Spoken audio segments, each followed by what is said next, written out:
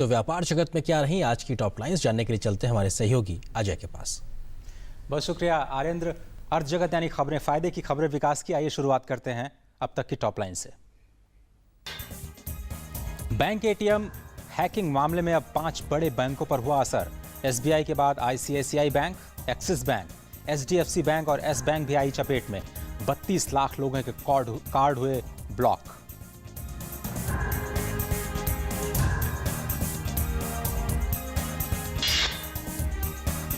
नागरिक उड्डयन क्षेत्र में हर साल 10 से 12% ग्रोथ की उम्मीद। अगले 10 सालों में 60 लाख नौकरियां होंगी पैदा। नागरिक उड्डयन राज्य मंत्री जयंत सिन्हा का बयान।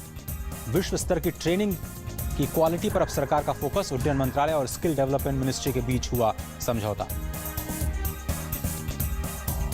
इसको अगर हम लोग 10-12% अगर इसको फोरकास्ट करें अगले 10 साल, तो जो 14-15 करोड़ आज के समय पैसेंजर ट्रैफिक है वो 3 या 4 गुने बढ़ सकता है। यानी कि 15 करोड़ अगर है तो वो 60 करोड़ तक जा सकता है।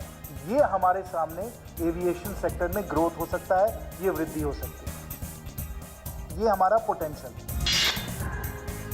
उपभोक्ता मामलों के मंत्री रामविलास पासवान ने जो सेलिब्रिटीज से विज्ञापनों के चयन में सतर्कता बरतने की अपील की। नए कानून में भ्रामक विज्ञापनों से निपटने के लिए कड़े प्रावधान।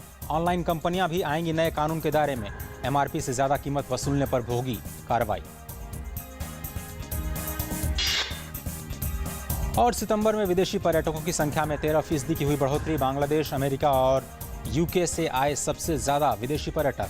11,781 करोड़ के विदेशी मुद्रा की हुई आमदनी। और भारत और अमेरिका के बीच कारोबारी संबंध को और भी मजबूत करने के इरादे से आज दोनों देशों के बीच जो ट्रेड पॉलिसी फोरम बनी है उसकी बैठक शुरू हुई। अमेरिकी ट्रेड रिप्रेजेंटेटिव माइकल फ्रोमेन ने अमेरिकी पक्ष का नेतृत्व किया, जबकि वाणिज्य और उद्योग मंत्री निर्मला सीतारमण ने भारतीय प्रतिनिधिमंडल का नेतृत्व किया। बाद में फ्रोमेन ने वित्त मंत्री अरुण जेटली के साथ भी शिष्टाचार मुलाकात की।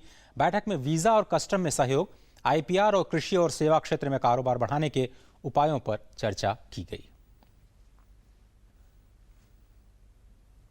और त्योहारों के मौसम में आवश्यक वस्तुओं की कीमतों में बढ़ोतरी न हो, इसके लिए सरकार ने सर्वोच्च स्तर पर कदम उठाने की तैयारियां कर ली हैं। इस मुद्दे पर कैबिनेट सचिव ने संबंधित मंत्रालयों के साथ बैठक की। देखिए रिपोर्ट। त्योहारों के मौसम में रोजमर्रा की जरूरत की चीजों की सप्लाई और कीमतों को लेकर कैबिनेट सचिव स्तर पर बैठक की गई। कैबिनेट सचिव पीके सिन्हा ने उपभोक्ता मामलों के मंत्रालय के सचिव, कृषि, खाद्य और सार्वजनिक वितरण मंत्रालय और वाणिज्य मंत्रालय के सचिव के साथ देश में आवश्यक वस्तुओं की कीमतों की समीक्षा की। सर्वोच्च स्तर पर सरकार ने इस बारे में आदेश जारी कर दिए हैं कि आवश्यक वस्तुओं की कीमतों पर काबू रखने के हर संभव उपाय किए जाएं। चना दाल और दूसरे दालों की सप्लाई बढ़ाने के लिए पोस्टल विभाग की मदद लेने का निर्देश भी दिया गया। ग्राहकों के हितों की रक्षा के लिए राज्य सरकारों को भी इस मामले में निर्देश जारी किए जाएंगे। दूसरी ओर ऑनलाइन कंपनियों ने ग्राहकों को इस त्योहारी सीजन में लुभाने के लिए कई आकर्षक योजनाएं बाजार में उतारी हैं। ऑनलाइन बाजार के साथ साथ दुकानों पर भी कई लुभावने ऑफर्स नजर आ रहे हैं। एक रिपोर्ट के मुताबिक इस त्योहारी सीजन में 45 से 50% की बढ़त देखी जा सकती है। कुल मिलाकर त्योहारों के मौसम में ग्राहकों की ही असली चांदी है। Bureau report, DD news. और अब चलते चलते बाजारों में निगाह डाल लेते हैं। आज भारतीय बाजार फायदे के साथ बंद हुए। सेंसेक्स और निफ्टी दोनों ही फायदे के साथ बंद हुए। 145 अंक ऊपर 28,129 के स्तर पर सेंसेक्स ने अपना कारोबार बंद किया।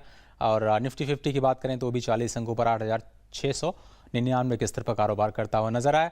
और रुपए की बात कर लें तो 0.21% की गिरावट देखी गई। 66.81 का स्तर, लेकिन बीते कुछ दिनों में रुपए की स्थिति में काफी सुधार हुआ है। तो फिलहाल अर्थ जगत के आज के इस अंक में सिर्फ इतना ही। वापस चलते हैं आर्यन जी के पास। शुक्रिया अजय इन तमाम खबरों को हमारे साथ साझा करने के लिए। फिलहाल यहाँ पर